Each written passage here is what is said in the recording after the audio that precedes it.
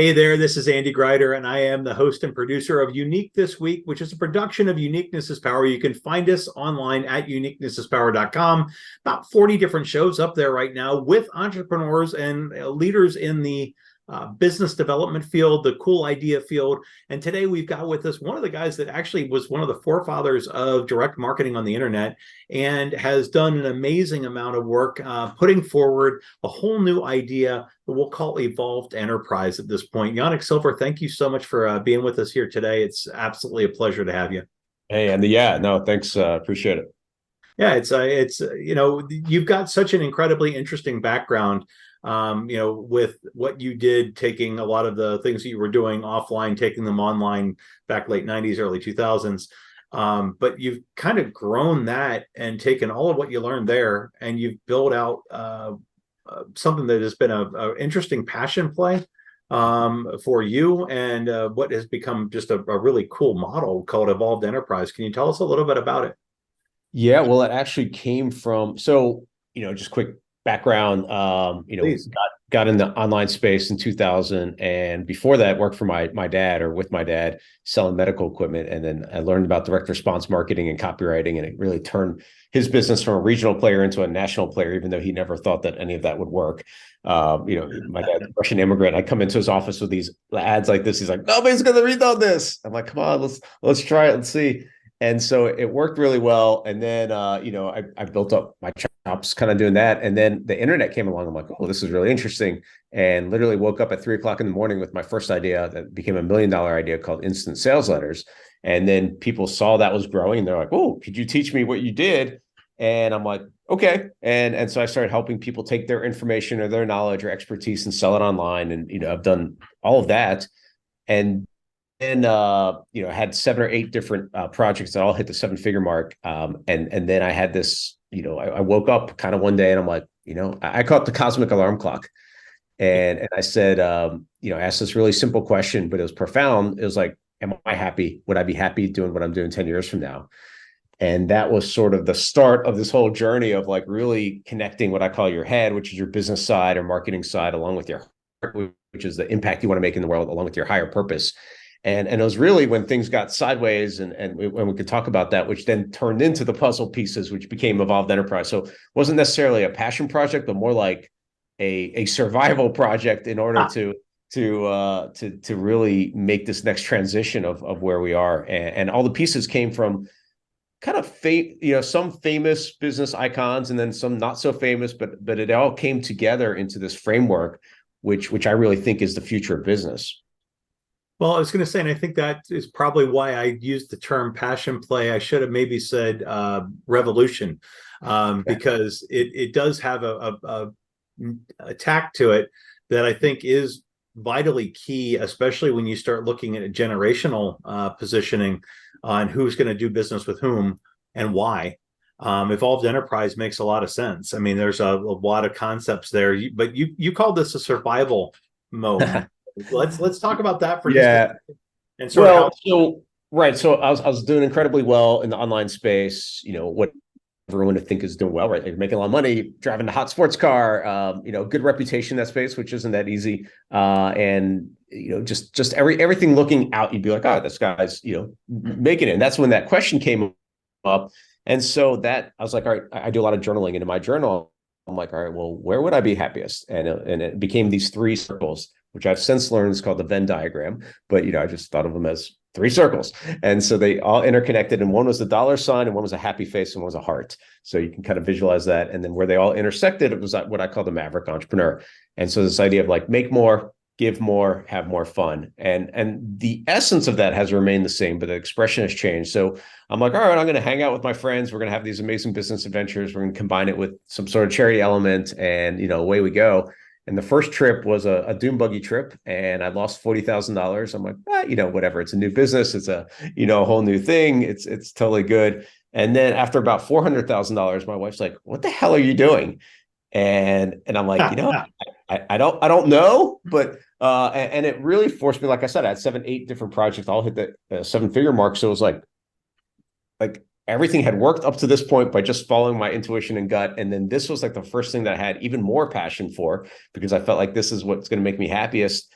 And then it really turned into, okay, well, what is it? And then I really had to get down to what is the why. And the why wasn't to build an adventure travel company. It was to change the way business is played. And it really also changed, just really. So I'd been a student of personal growth transformation for a long time.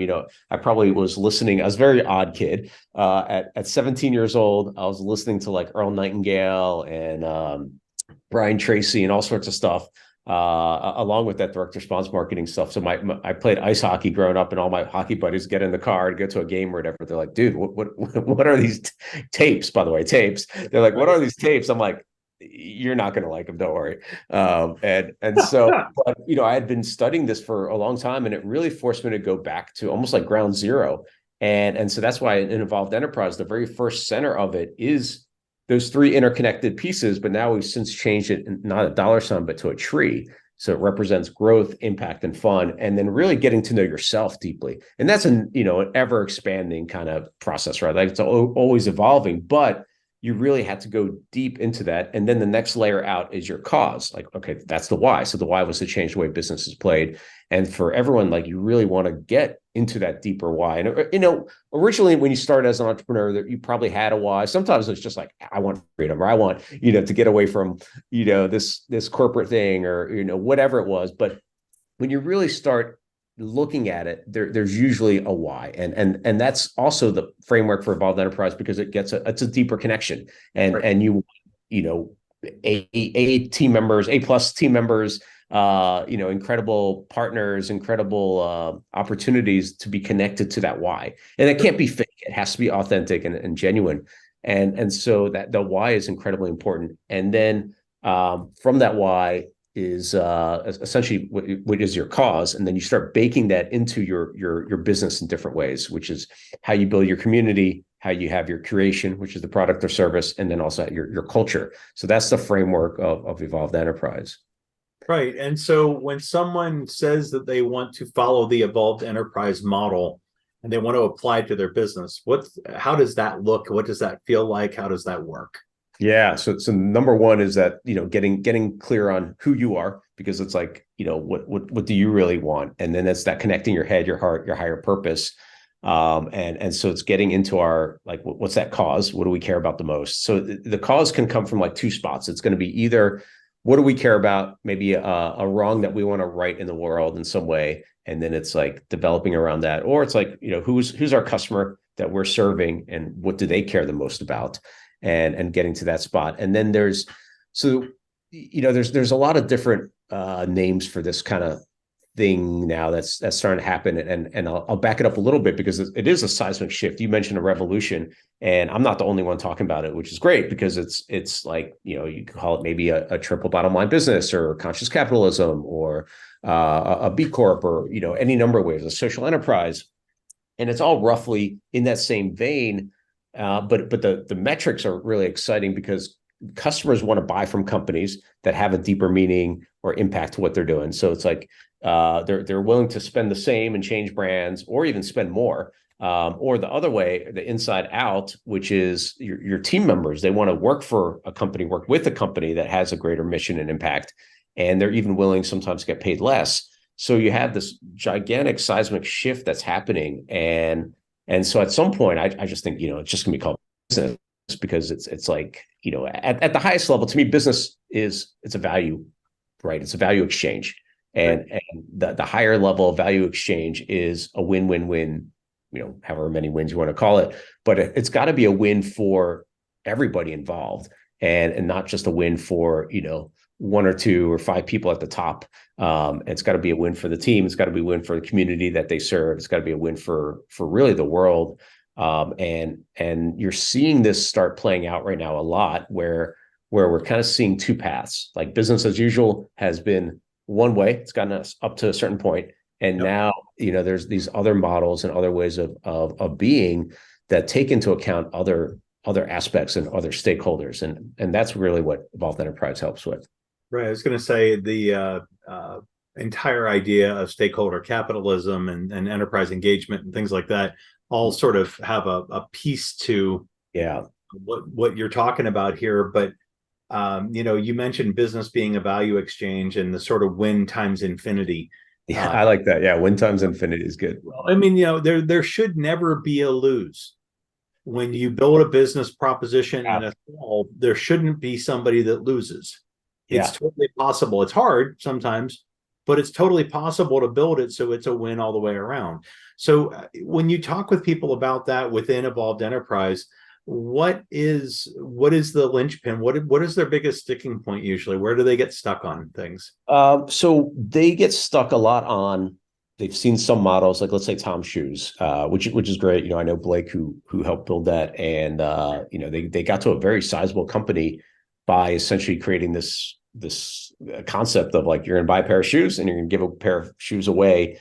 And now there's been some critique on that model because it takes away marketplace from local shoe companies or shoe sellers, et cetera. And if you talk to Blake, like he never thought it would get that big. It was just like this is, and then it became a logistical thing. But so many companies are like, oh well, we're going to do a buy one give one model, and that can work in certain cases. Like Bombas Socks is a good illustration of that. They're a sock maker that they're two guys who founded it. They saw a thing talking about like how in homeless shelters that socks are the biggest item that was needed. Like, well, we could give away a bunch of socks, or we could create a better sock. And so they used that buy one give one model, and then they created a better sock as a giveaway sock. It was a dark color. It was had anti-microbacterial aspect to it. It was more reinforced. And so they never thought it'd be that big either. And one of the guys I think was going to tattoo the logo on himself if they got to 1 million pairs of socks in 10 years, and they got there in like 2.5 years or something like that. And so it can just really, really grow. And because it takes on a life of its own, but that's the impact side can start get turbocharged. And so the sticking point that a lot of people think about is like, well, it has to fit into this little round peg, square hole, whatever it is of buy one, give one. And in the Evolved Enterprise book, I talk about 11 different impact models. And then the other thing is they look at it as an expense. They're like, well, okay, we're going to, I don't know, give away a percentage of our revenue, or we're going to do this thing and that's going to cost us money, instead of thinking about it in a very holistic way that it really does.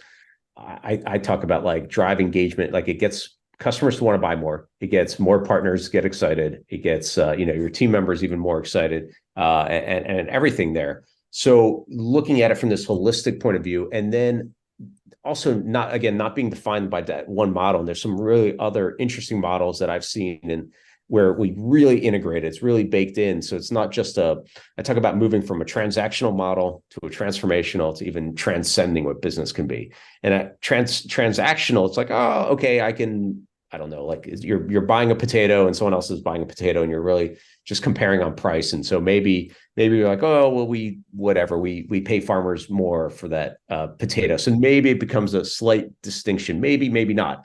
But then when you start looking at a more transcending model, and I'm just making this up on the spot about potatoes, but imagine if a company looked at, okay, what are the waste components of a potato that are normally thrown away? And now we've done something else with them to make it even better, or we turned it into our packaging material, or we did, or the other one I call is empowered employment. It's like, all right, well, we hire people that have this particular maybe physical disability or whatever to go harvest our potatoes or whatever the case is. But it really becomes this really big integrated way of thinking about it. And that's really exciting. Well, integrated and holistic, I think, are two of the key phrases that you use a lot and I think are key. But I also, one thing I heard you come back to in a lot of different ways is don't limit your thinking.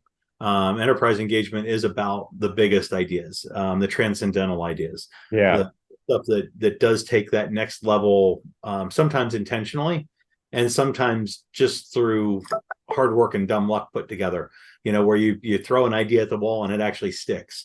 Which I've seen numerous times over. But the fact that you need the intention of these are our goals, and you said knowing yourself, knowing what it is you want to do is absolutely key. Is there anything else that somebody needs to look at under Evolved Enterprise if they're looking to go in that direction? Yeah, well, kind of like what you said, Andy, it's like sometimes there's an idea that sticks. So now it's like, I think of these phases of business, right? So like phase one is you jump out of the airplane and you're building your parachute on the way down. And then phase two is like, oh, hey, that worked. That was, there's something here. And then you keep sort of optimizing, enhancing. It's like, oh, you get some PR, you get some, profits are coming in, and it's like, oh, this is great. And then to me, phase three is where you plateau, and it's like you either fall out of love with what you're doing because it didn't have that real impactful meaning, and then you keep go into a deep depression sometimes, and or even like a little funk. That was like what happened with me with the asking that question: Am I happy? What I'd be happy doing? I'm doing 10 years from now, and then you have to make a bigger leap, which is a different way of thinking, which is that whole connecting your head, your heart, a higher purpose, or you kind of go down this route of like golden handcuffs in a way. You're like, oh, I'm just going to stick to, what I know. And then it almost feels like your soul dies a little bit every day. So that's part of it. And then, so like, there's two things, right? Like one is like, I intentionally want to build this company from day one as an evolved enterprise. And here's what I care about. And here's how we're going to do it. Or let me retrofit, and think about how, because you can keep enhancing what you're doing, and you can start looking at, because there's all these different leverage points, which is really interesting in companies, right? Like, it's like, so we got our supply chain, like, okay, who are we buying from? Like, what are their values and so forth? And then we have our employees or team members, like, okay, could we have a more empowered employment aspect? Like I mentioned, like, there's a company that I highlight in the book where they hire all people that are on the neurodiversity spectrum scale, because they want people for a specific job, and they do UI, quality control testing and different things. And so it's like, it actually makes sense. It becomes something that could have been a disadvantage becomes an advantage. And so you got that aspect, you got your actual distribution, you got your voice, you got your talent or ideas within the organization. There's a company called Pacific, which does soup manufacturing or other non-perishable goods. And what they do is, so their secret skill, essentially, they could give away money, and then they probably do as well, I'm not sure, but you don't have to give away money to have these impact. But what they do is they shut down their production line once a month, and they work with a local food bank, and they say, okay, give us all your food that you've got, and we're going to creatively come up with recipes to make these non-perishable food items out of what you got. And so it's great for the team members too, because they're using their creativity. They can see the impact that they're making, and they're saving hundreds of thousands of pounds of food waste. So it's like, how do you use your talent within the organization too? So there's lots of ways of thinking about it. I love it. I love it. So many ideas whenever I get a chance to speak with you, Yanik, that go blowing through my head. Now, we talked about the book Evolved Enterprise. We've talked, you mentioned sort of the Cosmic Journal in sort of passing early on. So you've got two pieces out there that are available on Amazon. They're out there. People can check it out, learn more about Evolved Enterprise. Wanted to talk about one other project that's on the plate that is a creation, and you talk about something that sort of was thrown at the wall, see what sticks. Really fun ideas, and it's evil schemes for global good. And I think you described it as a Muppet Show meets Whose Line Is It Anyway meets Shark Tank. Yeah. That's exactly right. It's like, I really believe in, like, let's work on some serious issues without taking ourselves too seriously. And the group that I run, which is Maverick, we do a lot of that stuff where it's in person. We're working on key issues, and maybe we're in a onesie lemur or something outfit, or who knows what it is, but there's this aspect of play, and so this is a little not TV, but I guess it's gonna be a YouTube game show that I'm playing around with to see, can we create these. I really love business opportunity and economic empowerment opportunities. So getting some of my friends who are, really interesting, self-made entrepreneurs and who have had ideas that have turned into $1 million ideas, and getting them to brainstorm some of these concepts and be like, all right, what can we do around whatever, ocean conservation or mental health or whatever the issues are going to be. And then let's come up with a little business idea that the world is going to go steal. And so we'll put up prize money for the world to go steal the idea and show us that it could work. And then the idea is that we hopefully turn it into business training once it works, to help people. So I'm looking for partners and people to help on this too. Look forward to understanding what it means to be able to steal the business. Let's talk about it for just a second. So you're going to create an idea, and then you're going to encourage people to come steal the idea and put it in play? Yeah, exactly. Yeah. So it could be, let's say something to help teen mental health. And then the concept is like, there's going to be an older sister who's maybe a college age girl who helps a teen girl with some of these happiness experiments or something like that. And maybe the parents pay $50 a month or something like that to have their teen girl have that older sister as their mentor. And then the experiments are all, they're put out by, the content is like some of my friends who are best in the world in XYZ, gratitude or some other maybe healing processes or wholeness process or whatever it is. And so really the older gal is more of the kind of mentor in a way, but not really. They're kind of co-experimenting with them, but they're getting paid for it. So that's the business opportunity. So we would create some of the sort of parameters around that and be like, all right, well, here's the idea, here's the concept, here's some resources, here's the prize money, go show us that it worked, and then come back to us, you win the prize money. And then we would turn that into training to hopefully, expand that even more. I love multiplication. I love leverage. So that's the general concept. That's one of the things that attracted me to your concepts and everything back in the early OOs. So I mean, there was a lot of OOs. Yeah, 2000. I mean, I do remember very well some of the first times I saw some of your letters out there and things like that, and said to myself, this guy's doing something different. And now it's evolved literally into evolved enterprise and a lot more. So how, if somebody wanted to help out either with evil schemes for global good or wanted to know more about evolved enterprise or wanted to do any work with you, what's the best way for them to get in touch with you?